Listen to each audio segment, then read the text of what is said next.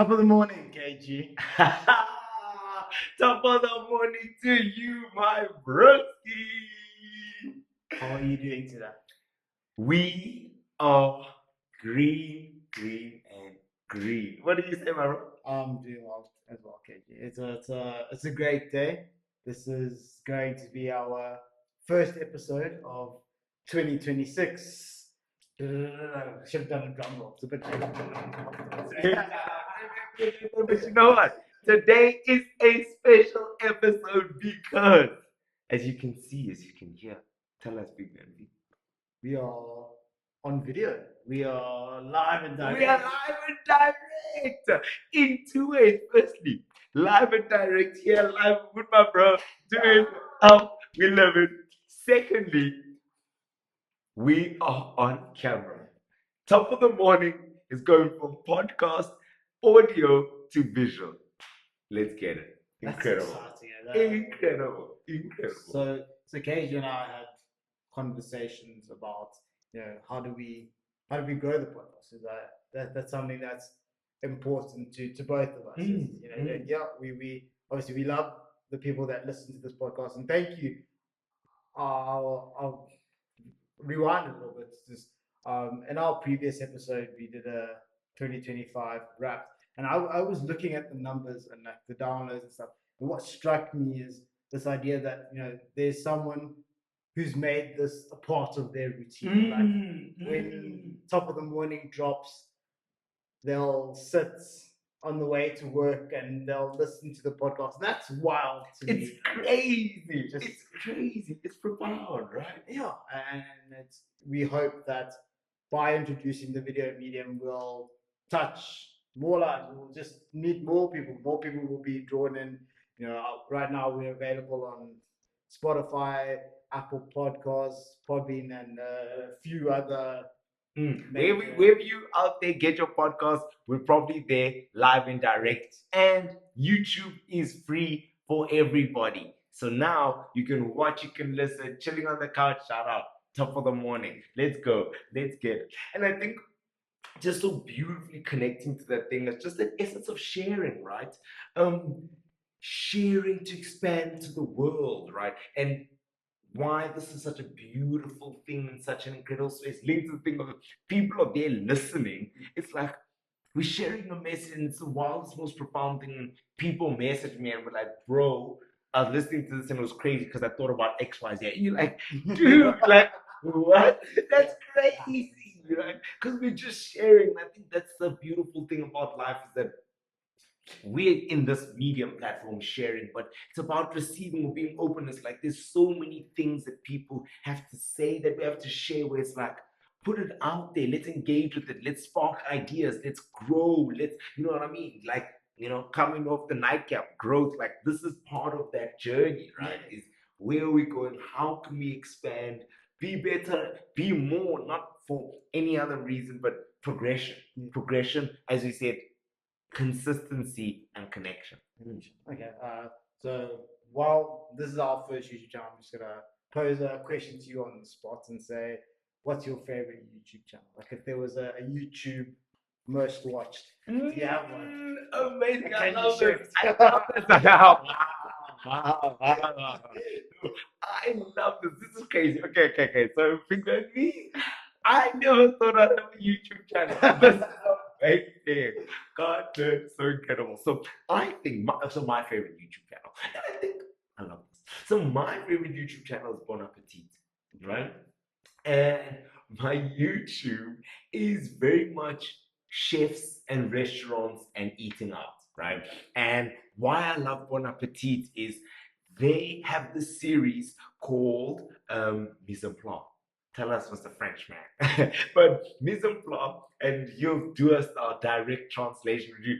But before we get there, let's not put him on the spot. But from a chef's perspective, mise en place is your preparation for being about to cook, right? So what it is conceptually is they go into restaurants, some Michelin stars, some taco stands, etc., and just talk about what a day in the life of that restaurateur is, and or restaurateur or chef or executive chef. And I just love it. The reason why I love it, right, is there's Michelin stars as a concept in the restaurant world, right? And a Michelin star you get if you kind of got exceptional food. There's different criteria, but if you have a Michelin star, you produce great quality food, great restaurant, etc. And why I realized I love and I connect to chefs and restaurants and food is there are Michelin star restaurants that are taco trucks. There are Michelin star restaurants that are fine dining establishments where you're eating with 10 knives and forks and 5 spoons and the cleanest glasses. There are Michelin star restaurants in Thailand that are literally just stir fries, right? And I realize why I love that it is this great connection to anything can be great as long as you are being you. You know, because there is one almost benchmark of defining things, the Michelin star. But to be great and exceptional is not a conventional route. Yeah. It's about you pouring love, pouring passion into your tacos. You only sell one thing on the menu, a pork taco. You can be a Michelin star restaurant. Or you can be the most extravagant, air floating space, everything going on, smoke in the air, Michelin star restaurant. And that's why I love food and restaurateurs and chefs. But my favorite YouTube channel is Bon Appetit. So almost, yeah, I suppose there's open space, but almost conversely, tell us about YouTube, your journey of YouTube, and your favorite YouTube channel. So I actually started a YouTube channel. Mhm. How long ago was it? It was 4 years ago. It's actually how a friend and I reconnected, how we got to meet. So it was a nice journey and an end product that was produced. So we did like fashion in terms of like clothing and shoes and recommendations, and his then girlfriend, now his wife, she helped. Amazing. She helped us out with like artwork for like animations and stuff. And it was wild. It was so crazy to see. So I would do like basic recording, put things on the table, like record it, talk over it, and then you get this final product. You see how everything comes together, and you're actually like, this is kind of wild. Like, Kind of crazy. This is kind of crazy. This is kind of crazy. And the one video got a crazy amount of views, and it still gets views, and there's still people commenting on the video, and you're like, wow. Like, I'm so glad you found what we said in this video helpful. I hope you enjoy it, and I think that's what I hope we do to this podcast. So when we, to me at least, when we ideated it, it was two mates catching up, but there was going to be a lesson given through what we talked about and stuff like that. And I hope that this is just another place where we can give people some sort of lesson and attract a new audience. And we hope that you learn stuff from us. We hope that this is a place where we can actually engage. There'll be a comment section on this place, unlike the other ones where you can give us feedback and say, oh, I love what you said about this. We know what's working. We know what's not, and maybe you disagree. I think we said it in our last episode. Like, you're allowed to disagree with something that we say. That is the essence. That is the fire, right? That is connection. You don't have to agree with everything that we say, but we just want to create constructive dialogue. If you don't agree with what we say, that's fine. You don't have to. Exactly. But just be constructive about it. Let's share your opinion, why you disagree with me. Give me another perspective to think about. And I'm excited for that. I'm excited to read comments and have someone say, well, you guys said like reach for the stars, and I disagree, and this is why I disagree with that. You shouldn't do that. People can learn through the comments. That's just getting fun to just thinking about it. So, amazing. And then to talk about my YouTube algorithm, music, golf, and cards. That's it. Shout out. If there's anything else on my YouTube channel, it was not me watching. Serious. And I love this because it's so I take algorithms seriously, and I respect algorithms. You go to like we at an Airbnb. Oh yes, in Brazil. Went away, we're in the Airbnb, right? And people haven't logged out of their YouTubes. Then everyone starts just opening random profiles and I'm like, guys, don't do this. Respect the algorithm. Respect it. Now imagine this person who's at home doing whatever random stuff they're doing. And now they're popping up like all these DJs, all this random stuff. Like, bro, they don't even listen to this. It's just like also at Airbnbs, you open up a Netflix, you start watching on a profile. Like, bros, use the guest one. Yeah. Imagine someone opened your YouTube, started playing, I don't know, I love Barbie. Yeah. Now there's cartoons on your YouTube, and your algorithm snap like this. Yeah, quickly, I realized that I left my YouTube. Someone was staying at my place. They went on my YouTube for the day, and all of a sudden, I'm getting recommendations. And my YouTube is at my mom's house as well. It's like, oh no, she's gonna ask all these questions. Like, dude, don't look at This me. is not me. This is not me. There are three things. If it's not there, leave me out of that. Honestly, and you know it's funny because I even get like very particular. Someone comes to my house and like, oh, can I? I'm like, just go, and they go like, can I go on YouTube? I'm like, just go to the guest profile. Get to the ghost profile. It's like, bros, algorithms are beautifully created, curated things. Let's respect. Let's respect. Let's respect. So I guess, and then I guess to finish the point, then I think the most watched YouTube channel would probably be Good Golf. Like, it's Okay. just like I wish they released more videos. Like every 3 days they release something. We turn on my TV now. That's actually what. Good. That's what's on. Oh, we'll add them. We're gonna add the people. Dude, this is amazing. We can create so much more engagement. Because you'll be like, shout out, good golf. Shout out, Bon Appetit. Love it. Okay, yeah. You were telling us about good golf. That's all I want to say. I think that we just wanted to let you guys know what's coming for this year. This is the exciting. So obviously now we are sitting together, we're recording together, but obviously Katie lives on the other side of the ocean for whatever reason. So For whatever reason you said. No, I don't get it.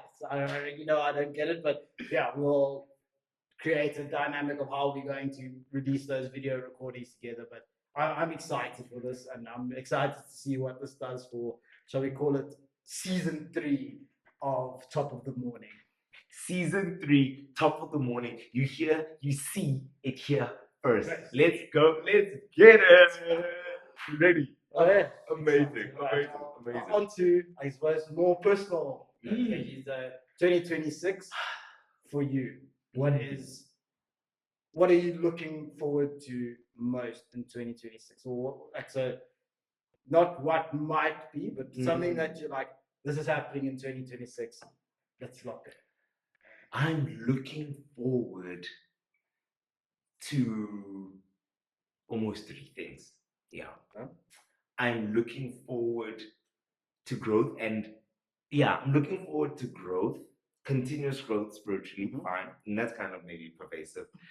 But I think there's one moment, there's 2 moments, the other 2 are 2 moments that I'm gonna be able to more tangibly, when it happens, I'll be like, guys, it's crazy. I'm so grateful. God did. These moments have arrived. One of them is business related, and part of my kind of intentionalizations and path is growing businesses. And I'm not actually sure what the moment is exactly going to be, you know what I'm saying? But there's a feeling that I have, and I feel like the moment of having met that milestone will arrive in this first quarter of 2026. And so when that moment arrives, I'm looking forward to that, and I'm looking forward to working towards it and making that happen. Because once again, don't just sit and be like, but it's about preparing, doing the things. So I'm not exactly sure what its actual milestone would be, but I know when the feeling when I was like, oh damn, this is crazy. Yeah, we've done it. You know what I'm saying? And then 2 that I'm looking forward to is how incredible God did Mexico 2026. That moment is going to be incredibly crazy. That moment is going to be incredibly crazy. Those are the moments that I'm looking forward to, that I can feel happening in this. That's even just kind of the 6-month outlook. But Yeah, those are the moments that I can feel, I can tangibly say, those are coming. So, yeah, tell us, what are you looking forward to in 2026? Okay, so next year, Feb is Web Summit 2026. So for those who don't know, I have a social media app called Papilli. It's a restaurant rating app. So when was the last time you went online and you trusted a restaurant review? Well, Papilli is the solution for that. It's a platform where only your friends and family can see your reviews. And what we hope that will do is that it will branch out into a network of, so now it's restaurants, but just everything. Like these are the people that you should trust with everything. Because if you go read reviews on the internet, there's a 5-star review, or maybe it's their friend, maybe it's there's a 1-star review. Maybe that 1-star review was just like a once-off occurrence, and someone was just having a bad day, and now you're like ruining this business because you had a bad day. I don't know. Yeah, everybody has their story, and I think that ultimately, with social media, with all of this influx, what I hope it will do is that it will just bring us back to a simpler, narrowed down perspective, where there's not so much information that's being thrown at you, sort of thing. That's really what I want. So, Web Summit is a summit that happens in Qatar. It happens a few other places in the world, and then they bring in startups at different levels, and they bring in investors. So you have like a little stand there. Incredible. I created my board for that stand. You have like 20 words to get across what your business does to attract people. So I went last year for this exact reason. It was like to get an idea of what I need to do to get the best out of 2026, just to visit. And I realized you need to be impactful right off the bat. And even when you're talking, you need to get to the point. So you don't have like 10 minutes to talk to these people. You have like 1 minute to get this point across to make them go, oh wow, okay, I love that. It adds value. And I love it's such a concept of individual connection. It's about as a person on an individual level, it's like, I resonate with this concept. You know what I'm saying? Yeah. Exactly. So that is the one thing I'm looking forward to in Feb. And then, as you said, Mexico 2026. That's going to be electric. Electrifying. And while we're on this topic, how I suppose the poetic sounds is a weird word, but how incredible is it that the opening match is like us versus Mexico again? Again, again, but you say again, Key. Paint a picture. Paint a picture of what is the first time it happened. Don't start at the end of the start at the beginning. You said again. What does that mean? So it's 2010. Oh my goodness, 2010. I think it was 10th of June 2010 to be specific, if I remember correctly. And it is Mexico versus Bafana Bafana. And the opening game of the FIFA World Cup 2010. But where was the opening game of the 2010 World Cup being held? At the time, the stadium was called Soccer City. Right here in the greatest city on earth. Come on, Johannesburg, South Africa. What a time to be alive. And I think that is going to be. I can't fathom just how epic that is going to be. It's incredible. Yeah, tell us. And then just as we say, sporting events. There's another big one that's coming to South Africa, but we'll talk about that. Okay. He's giving us all of this shit. Okay. Shout out. So as we got from like 2025, the travel and just being around the world and seeing new things. I've never been to the Americas. That is something I am looking forward to doing. Is seeing Mexico, just seeing the culture, seeing people, yes, and then if you get to be a part of the football and just as I think I explained it to you, so it's like even if we're not lucky enough to get tickets to go to the match, like you can be in a bar in Mexico watching, and Wow. and Bafana score, and we go crazy, and Mexico score, and the whole ball goes crazy. I'm saying, That would just bro, be bro, awesome, and I cannot wait bro. for that experience. God did. I mean, I'm looking forward to it with so much energy, with so much anticipation. But once again, it's that whole concept of like, you don't just sit to wait things and wait for things to happen, right? There's many things that we have to put together and work towards to pull that together. But it's about the intentionality, the preparation to get us to that moment. Yeah. It's about the dial-in to be like, yes, we're doing it, and it's incredible. I am so looking forward to. So yeah, that's. We got more questions. Yes, okay. Shout out. Yeah, you have to get to one. Okay. But wait, in 2026, I'm clear, right? I'm clear. I'm kind of narrowed down, and I'll tell you about that. But we'll go. Yeah, let's go to the question. What is your biggest goal for 2026? My biggest goal is to move in spiritual alignment. Yeah. Mm. And it's almost akin to like we're saying, listening, right? It's kind of to move exactly in the flow of the energy that you have to move in. Yeah, that's really what 20. And I think once you do that, everything else filters and flows in connection because you end up in your spaces with the right people, living, loving, caring, sharing, um, and doing all the things that you have to do. It's about moving in spiritual alignment with where I have to be.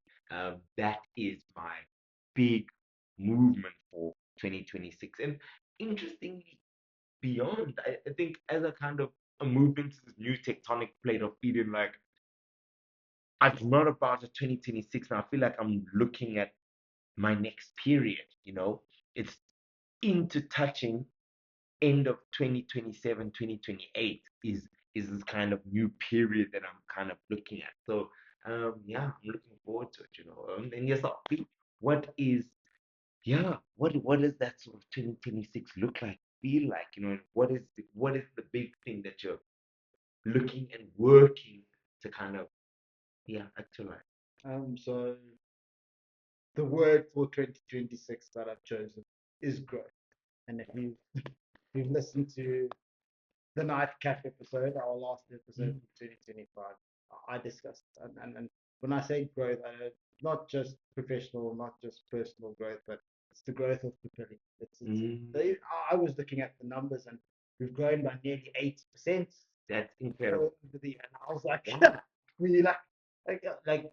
I think we've discussed it in our podcast before, where it's like you're so worried about what's next and how do I get that next stage of growth that when you actually take that moment to look back, you actually like, wow, be like, you grew this app by 80% on X amount. Like you should be proud of that now. How do we get it to grow by 1,000%? Maybe this YouTube video is what does that.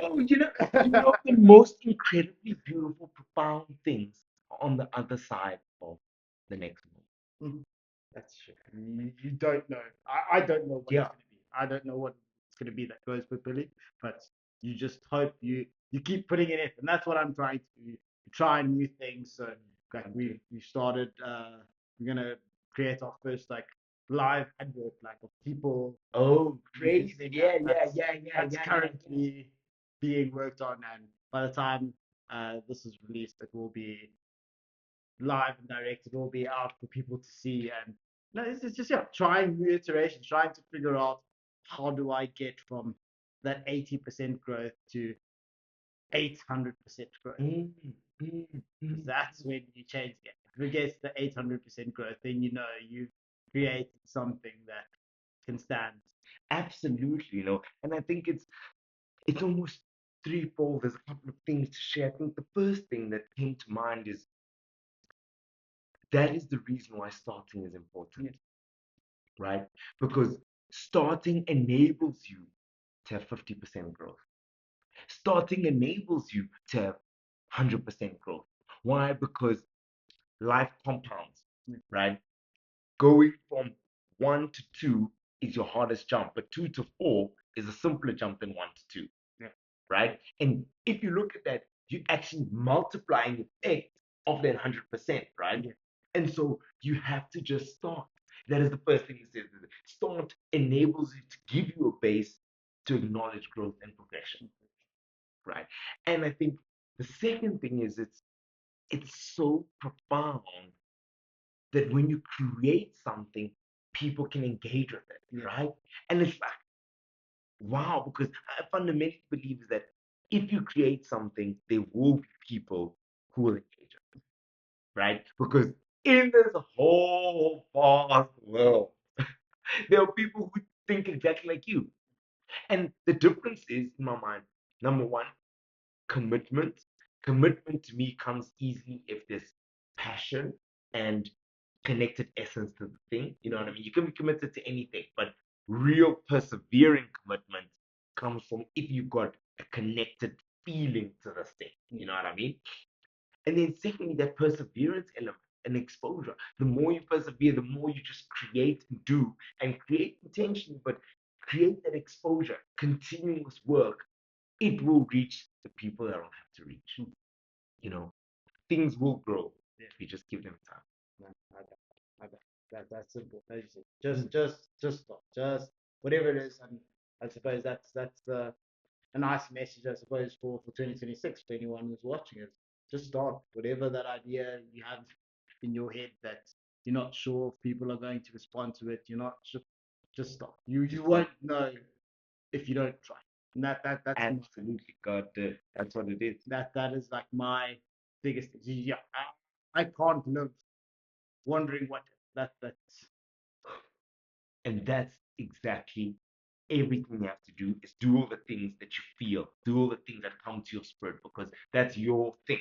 Yeah. You know what I mean? No one has any iteration of the idea in the same concept that it arrives in your mind. And I think this other beautiful thing is that someone was like, oh, people stealing ideas. Like, that doesn't exist because your way that you thought about it cannot be replicated by anyone. That is the way that you think about it cannot be replicated by anyone. And if someone is looking to do it, it means it's a good idea. Do your thing. The other crazy thing I realized is that how many different TV brands do you know? The TV brands like Television brands. Yeah, quite a few TV quite brands. a few, right? And I had this incredibly crazy realization that just because TVs already exist doesn't mean you shouldn't create TV. Okay, yeah, just dropping wisdom. It's a drop the mic. I love it. Why not create a new TV? Do you know what I'm saying? Yeah. There's people think about it. We spoke about sketches in one of our podcasts. People made different types of sketches, slip-ons, all these things. They didn't exist. People bought them. Create the thing. If it's something that has value, and it will have value if something you find useful, people will engage it. People will love it. Add value to people's lives. Just because there's many TV brands doesn't mean you shouldn't create one. Because at first there was one and someone made more, and there's space for all the time. I get you. That is lovely, lovely analogy. So I suppose as we get into the close of the episode, I'll mention that thing that's happening next year that I'm doing. Let's hear. Live Golf is coming to South Africa. That is mental. Insane. And I planned it. So we're going on like a family holiday before I was like, Dad, so I have to fly back. Like, Bro, that is crazy. So like, it's not school holidays, which is it's a good thing. Listen to this guy. When did you come home? Like those middling kids. No, that's not what I mean. So obviously we're gonna have good Bryce and DeChambeau. You're gonna have full. We forgot to say you need to like and subscribe. Those are the usual YouTube. Yes. What do you even say? Like, follow, subscribe. Yeah, like, follow, subscribe. Yeah, those are the three things. So pretend we said that at the beginning as well, please. Absolutely. You made it this far. Top of the morning. And the rest of the day to you, KG. Let's go.